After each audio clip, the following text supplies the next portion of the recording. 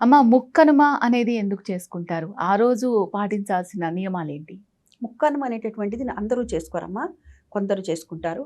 నేను ఇందాకే చెప్పాను.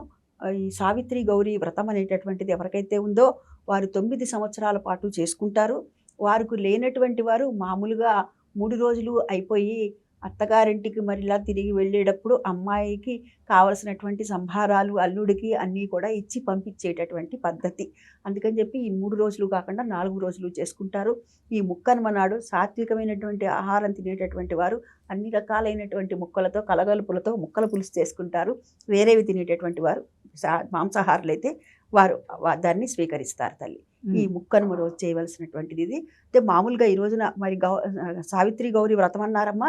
అవి ఇంటి ఆనవాయితీ ఉంటే చేసుకుంటారన్నారు. 9 సంవత్సరాలు అన్నారు. అది పెద్ద పూజ అంటున్నారు. చాలా పెద్ద వ్రతం అమ్మ అది. ఆ నోముడికి చాలా పెద్ద నోము అది.